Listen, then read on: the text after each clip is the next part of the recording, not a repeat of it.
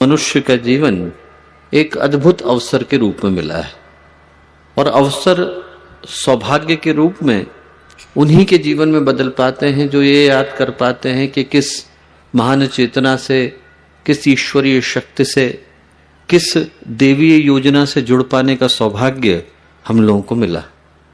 आज का दिन स्मरण करने का दिन है कि वो गायत्री का मंत्र जो मनुष्य के जीवन में शुभ, मंगल और कल्याण की रेखा को प्रशस्त करता है, मोक्ष मुक्ति के द्वार को खोलता है। हजारों लोकों में पृथ्वी अकेली ऐसी है जहां पर व्यक्ति को मोक्ष की संभावना प्रदान की गई है, और उसमें भी मनुष्य का जीवन, और उसमें भी देवी योजना, और उसमें भी ईश्वरीय चिंतन, और उसमें भी गुरुदेव से जुड़ पाने का सौभाग्य। हजारों सौभाग्य एक साथ फलित होते हैं तो ऐसे समीकरण बन पाते हैं। तो आज का गायत्री का मंत्र यही याद दिलाने के लिए आया कि स्थिर चित्त, शांत मन, शुभ भावनाओं के साथ उस शक्ति को हम लोग पुकारें जो हमें श्रेष्ठ मार्ग की ओर, सद्भाव की ओर, सद्ज्ञान की ओर, सत्प्रवृत्ति की ओर, सदकर्म की ओर लेकर के चलते हैं। सदाचरण हमारे जीवन का हिस्सा बन सके, इस पुकार के साथ, इस भाव के साथ माँ गायत्री का पावन मंत्र एक बार साथ साथ। ओम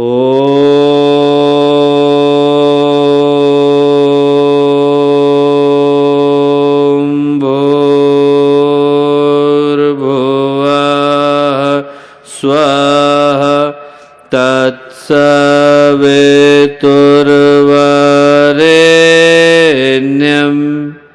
भर्गो देवस्य धीमहि धियो यो नः प्रचोदयात्।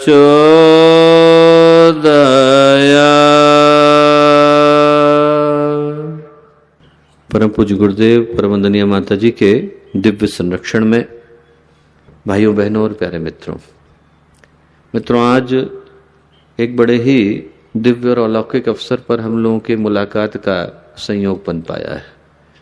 और आज का ये जो सूर्योदय का समय है, सौभाग्य की बेला है, वो एक बड़े ही महत्वपूर्ण चिंतन को लेकर के आई। यदि हम लोग ध्यान से देखें तो ये जो भारत की भूमि रही, योगियों की, तपस्वियों की, महापुरुषों की, महामानवों की, चिंतकों की, विचारकों की, अवतारी सत्ताओं की भूमि, यहाँ से भारतीय संस्कृति ने अनेकों अद्भुत धाराओं को एक बार नहीं बल्कि अनेकों बार जन्म दिया है। वेद की धारा बही, उपनिषदों की बही, वेदांत की बही, सांख्य की बही, दर्शन की बही, योग की बही, तप की बही, अध्यात्म की बही, आस्थाओं की बही, भक्ति की बही, कर्म की बही। यहाँ पर एक से एक बढ़कर धाराएं एक बार नहीं बल्कि अनेकों बार आएंगी। पर उन धाराओं में शायद सबसे पवित्र धारा यदि हम किसी एक को मानते हैं तो यज्ञ के इस पावन अनुष्ठान की धारा को मानते हैं।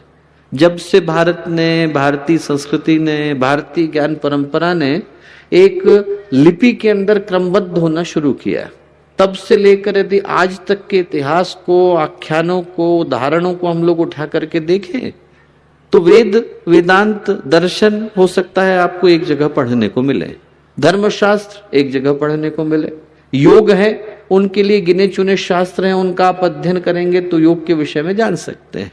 योग सूत्र पढ़ ले, योग वासिष्ठ पढ़ ले, योग बिंदु उपनिषद पढ़ ले, आपके हृदय में हठ योग से लेकर के और राजयोग की जो धारणा है वो परिपक्व हो जाएगी।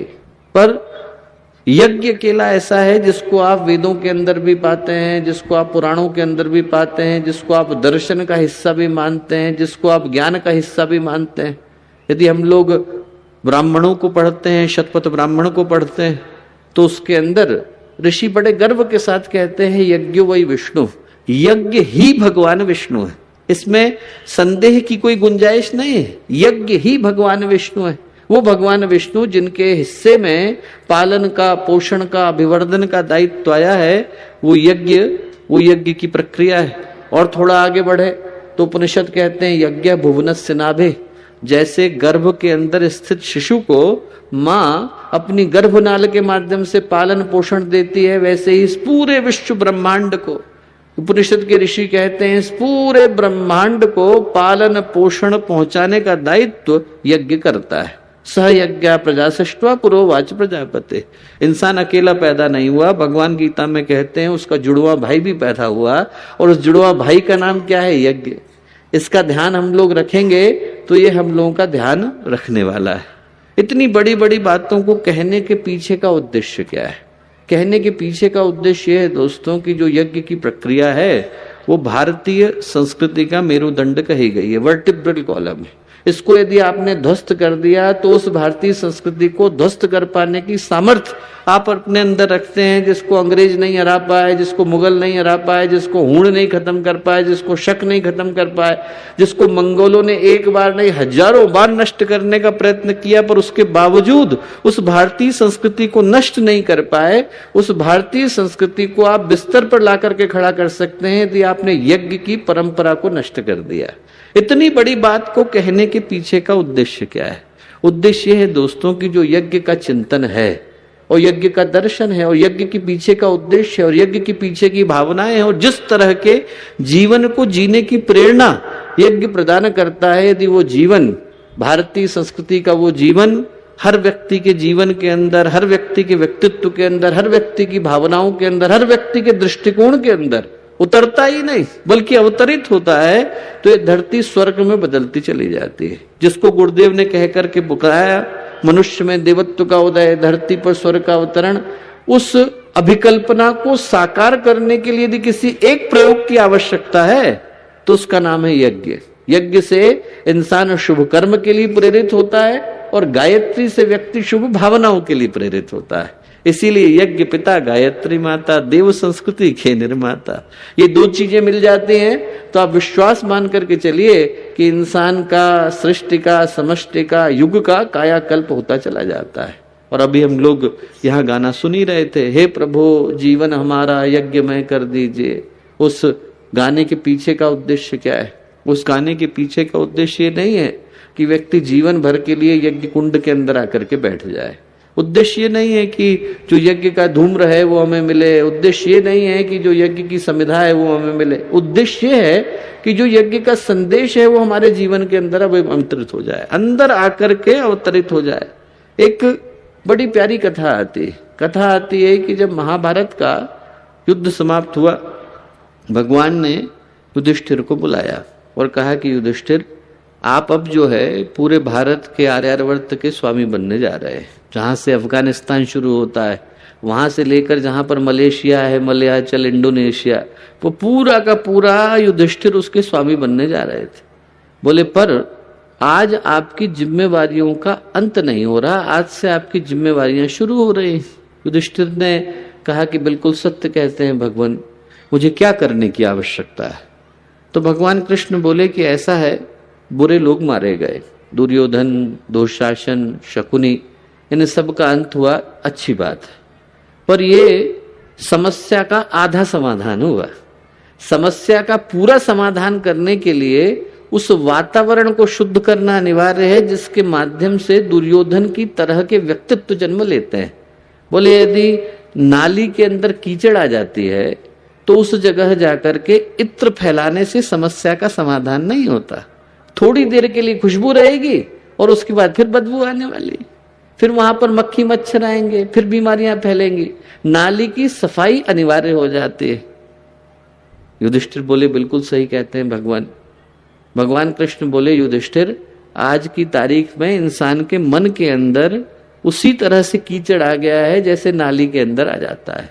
आदमी अपने जीवन के उद्देश्य को भूल गया है। स्वार्थ, अहंकार, संकीर्णता, ये मनुष्य के चिंतन का हिस्सा बन गए और इसीलिए यहाँ पर दुर्योधन की तरह के, दुशासन की तरह के, शकुनी की तरह के व्यक्तित्व जन्म लेते हैं। बोले आपने इनको मारा, बहुत अच्छा किया, पर अब इस कहानी का दूसरा पक्ष है। क्या करिए? आप उस मानसिकता को मारिए जिसके माध्यम से दुर्योधन की तरह के व्यक्तित्व आते हैं। कैसे करूं? युधिष्ठिर ने पूछा। बोले आप एक काम करिए कि आप यज्ञ करिए। बोले देखिए, भगवान राम ने रावण को मारा और अयोध्या जाने से पहले गए और वाराणसी के दशाश्वमेध घाट पर बैठकर 10-12 अश्वमेधों को किया। क्यों? क्योंकि रावण मारा गया था, असुर मारा गया था, पर असुरता थोड़ी मारी गई थी। असुरता को नष्ट करने के लिए यज्ञ की पवित्रता की आवश्यकता थी। किसी को कैंसर हो जाता है तो लोग उसके ट्यूमर को निकाल देते हैं, पर निकालने के बाद भी कीमोथेरेपी करते हैं, रेडियोथेरेपी करते हैं। क्यों? इसलिए कि वो ट्यूमर तो वध करके निकाल दिया गया है, दुर्योधन को तो मार दिया गया है, पर वो जो छोटी छोटी जगह पर जाकर के दुर्योधन बैठ गया है, आदमी के चिंतन के अंदर, आदमी की भावनाओं के अंदर, आदमी के मन के अंदर, उसकी शुद्धि करने के लिए वो कीमोथेरेपी, रेडियोथेरेपी अनिवार्य हो जाती है। हमने बुरे आदमी को मारा, भगवान ने कहा कि ये जो महाभारत थी वो इस पूरी कहानी का आधा हिस्सा था। बाकी का आधा हिस्सा क्या है? आप जब यज्ञ करेंगे तो वातावरण की शुद्धि होगी। बुराई को मार दिया गया, दुष्ट प्रवृत्ति का उन्मूलन हुआ, एक काम। सत प्रवृत्ति का संवर्धन, दूसरा काम। वो करने के लिए यज्ञ को करना अनिवार्य है। आप जब यज्ञ करेंगे तो वातावरण की शुद्धि होगी। बुराई को मार दिया गया, दुष्ट प्रवृत्ति का उन्मूलन हुआ, एक काम। सत प्रवृत्ति का संवर्धन, दूसरा काम। वो करने के लिए यज्ञ को करना अनिवार्य है। जिसके अंदर दया आ गई, करुणा आ गई, मानवता आ गई, इंसानियत आ गई, वो यज्ञ के जीवन का प्रतीक बन जाता है। यदि हम लोग यहाँ पर आए और हमें यज्ञ में आहुतियां देने का सौभाग्य मिला, तो वो सौभाग्य सफल हो पाता है यदि हम लोग यहाँ से उस भावना को लेकर के उठते हैं जिसको हम लोग इंसानियत कह करके पुकारते हैं। यदि वो भावना हमारे भीतर आ गई, दूसरे के कष्ट को बांटने की भावना आ गई, दूसरे के दुख को दूर करने की भावना आ गई, यहाँ पर आए और यहाँ से इस भावना को लेकर के जाए कि मुझे उस जगह पर जाने का सौभाग्य मिला जहां पर लोग सिर्फ यज्ञ को करने के लिए नहीं बैठे थे, बल्कि यज्ञ को जीने के लिए बैठे थे। और आज का जो संदेश है वो यही है कि यज्ञ को अपने जीवन में उतार करके जाने की आवश्यकता है। सन 1940 में गुरुदेव बुलंदशहर में यज्ञ कराने के लिए गए, और जिस जगह पर यज्ञ कराने के लिए गए वो एक विधवा का मकान था। उनने गुरुदेव को चिट्ठी लिखी थी। उनने कहा, गुरुजी हमारे यहाँ तो कोई आता नहीं है, आप आएंगे क्या, हमारे घर में यज्ञ कराएंगे क्या? गुरुदेव साइकिल चला करके गए, मथुरा से बुलंदशहर गए। उनके घर में एक पीछे बरगद का पेड़ है, अभी थोड़े दिन पहले हम लोग होकर के आए। बरगद के पेड़ के पीछे गुरुदेव ने यज्ञशाला बनाई, लगाया 5 कुंड की यज्ञशाला। पहले दिन जब लोगों ने सुना तो बड़ी मुश्किल से आए, 5 लोग आकर के बैठे। भाई यज्ञ कुंड खाली नहीं जाना चाहिए, बैठ गए। विधवा के यहाँ कौन जाएगा, कोई नहीं गया। पर जब गुरुदेव की व्याख्या लोगों ने सुननी शुरू करी और मंत्रों के उच्चारण को सुनना शुरू किया, तो धीरे धीरे करके कुंड भरने शुरू हुए। जहां पहले दिन बैठने को कोई नहीं था, वहां पर अगले दिन हजारों की भीड़ लग गई। तीसरे दिन वहां पर लाखों लोग खड़े हुए। गुरुदेव ने कहा 5 कुंडों की यज्ञशाला है, हर व्यक्ति बैठ नहीं सकता है। पर आप क्या सुन के जाइए, ये सुन के जाइए कि आप सड़क पर निकल जाइए, ये यज्ञशाला आपके साथ जा रही है। हम लोग गाने में गाते ना, हे प्रभु जीवन हमारा यज्ञमय कर दीजिए, विश्व यह सारा समझ ले एक पावन यज्ञशाला। गुरुदेव ने कहा यहां से हम आपको गिफ्ट में यज्ञशाला दे रहे हैं, लेके जाइए। ये यज्ञशाला आपके साथ जा रही है। सड़क पर कोई महिला आपको दिखाई पड़ती है, उसकी आंख का ऑपरेशन कराना है और आपने उसकी आंख का ऑपरेशन करा दिया, उसके मोतियाबिंद को दूर कर दिया, तो आप समझिएगा कि आपकी आहुति यहां आकर के इस यज्ञ में लग गई। किसी व्यक्ति को दुख है, उसके दुख को आपने दूर कर दिया, तो आप समझना आपकी आहुति आकर के यज्ञ में लग गई। बहुत लोग हैं जो यहाँ बैठे हैं, बहुत लोग नहीं आ पाए। उनसे आप जाकर के कहना कि यदि आपने किसी दुखे का दुख दूर कर दिया, किसी भटके को राह पर ला करके खड़ा कर दिया, तो आपके यज्ञ की आहुति यहाँ इस 108 कुंडी यज्ञ में आकर के लग गई। उन सब की आहुति आकर के लग गई है जिनकी भावनाएं पवित्र हो गई। जो यज्ञ का संदेश है वो बड़ा स्पष्ट है। गुरुदेव ने कहा कि यज्ञ उसी के जीवन में सफल हो पाता है जो व्यक्ति बांटना जानता है, देना जानता है। भगवान गीता में कहते हैं यज्ञात् भवन्ति पर्जन्य यज्ञ कर्म समुद्भव। क्या अर्थ है उसका? अर्थ यह है कि भाई संसार में 2 तरह के यज्ञ चल रहे हैं। एक यज्ञ तो वो चल रहा है जो हम लोग यहाँ पर कर रहे हैं, और एक यज्ञ वो चल रहा है जो प्रकृति कर रही है। प्रकृति ने भगवान सूर्य को यज्ञ कुंड बनाया हुआ है, सब मिल करके अपनी आहुतियां वहां पहुंचा रहे हैं। ये नदी बहती चली जा रही है, और जो नदी बह रही है वो एक व्यक्ति के लिए नहीं बह रही कि अरे साहब मैं सिर्फ निमाड़ के लिए बहूंगी, सिर्फ मालवा के लिए बहूंगी, सिर्फ खानदेश के लिए बहूंगी, नहीं, सभी के लिए बह रही है। जो आए, चाहे उसको गाली देता हो, चाहे उसकी पूजा करता हो, पानी बराबर मिलेगा।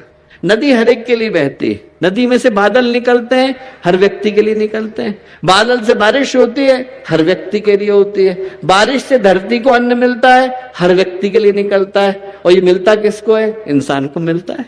अब जिम्मेवारी इंसान की है कि वो इन सबको बराबर पोषित करे।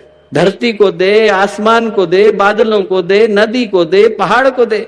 यदि इस यज्ञ को करने से हम लोग चुक जाते हैं और हम लोग रुक जाते हैं तो ये भी देने से मना कर देते हैं। धरती भी कहती है मैं अन्न कैसे दूं, तुमने तो लौटाया नहीं। बादल भी कहते हैं मैं बारिश कैसे करूं, तुमने तो लौटाया नहीं। जो ये यज्ञ है वो पूरी धरती के लिए चल रहा है।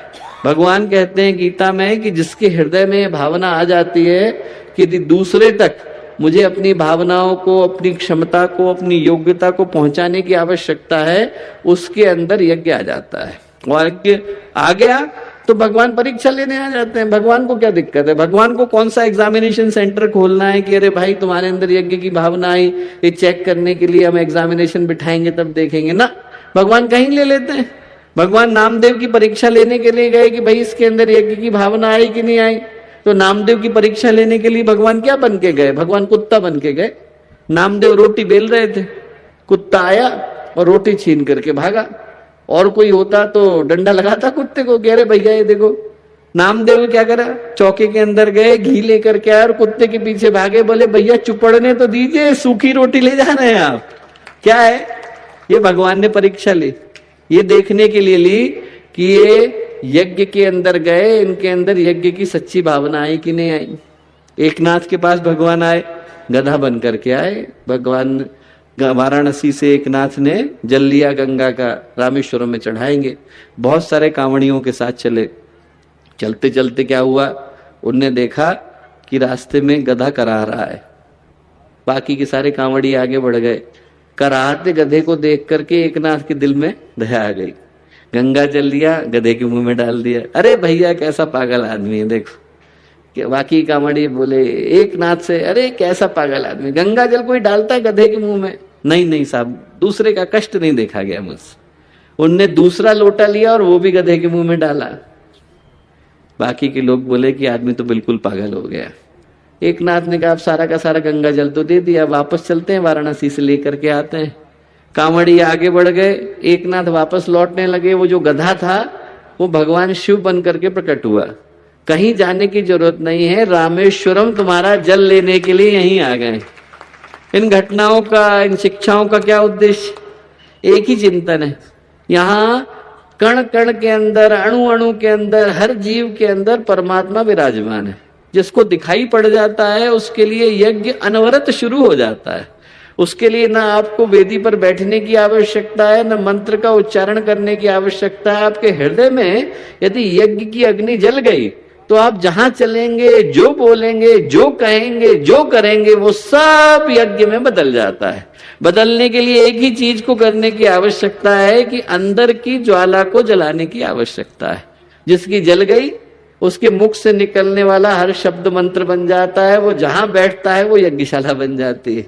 हम लोग अपने मन में भावना लेकर के जाएं कि वैसा यज्ञ हमारे जीवन में अवतरित हो जाए। जहां पर हम लोग जहां चलें वहां पर यज्ञ के संदेश को, यज्ञशाला के संदेश को, गुरुदेव के संदेश को देते बांटते चले।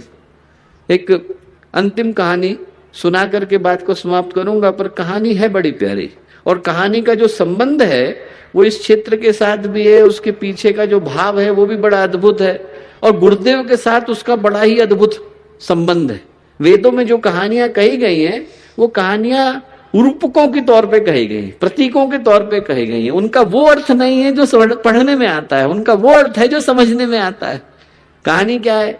ऐतरेय ब्राह्मण में 33वें अध्याय में आती है। किसकी कहानी? शुनाशेप की कहानी। बड़े प्रसिद्ध राजा हुए सत्यव्रत, उनके पुत्र हुए हरिश्चंद्र। हरिश्चंद्र के बालक नहीं था।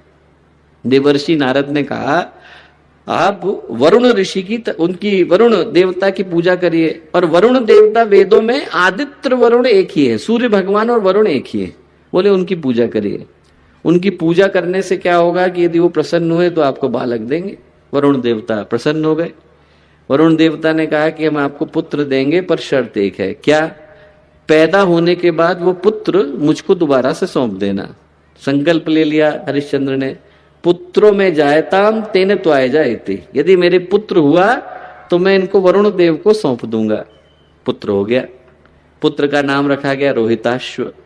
जैसे ही नाम रखा गया वैसे ही वरुण लेने के लिए आ गए, दे दीजिए।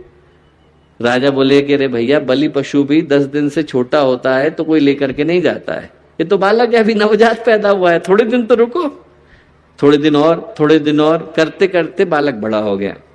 अब बालक बड़ा हुआ तो पिता बोले हरिश्चंद्र कि ऐसा है कि मुझे तो वरुण देव को सौंपना पड़ेगा, तो एक काम कर कि तू जंगल चला जा, मैं कह दूंगा कि भाग गया। ठीक। रोहिताश्व चला गया, जंगल में घूमता रहा। अब चूंकि वचन का द्रोह हुआ तो हरिश्चंद्र को जलोदर का रोग हो गया। जैसे ही पता चला रोहिताश्व को कि भाई पिता के साथ ऐसा घटा है, तो गया कि चलो मैं मिल करके आता हूं। मिलने के लिए लौटा तो रास्ते में कौन मिल गए? इंद्र। इंद्र ने जैसे ही देखा तो उनने वो एक प्रसिद्ध सूक्त है, चरे वेति कलेशयानो भवति संजिहानस्तु द्वापर उत्तिष्ठ त्रेता भवति कृतम संपाद्यते चरम चरे वेति। अरे भाई चलते रहना चाहिए, एक जगह नहीं रुकना चाहिए। तो फिर से चला गया। 4-5 मनवंतर के बाद दोबारा से लौटा तो उसको एक ऋषि मिल गए। ऋषि का नाम क्या था? अजीगर्थ। संस्कृत में अजीगर्थ के 2 अर्थ हैं। क्या?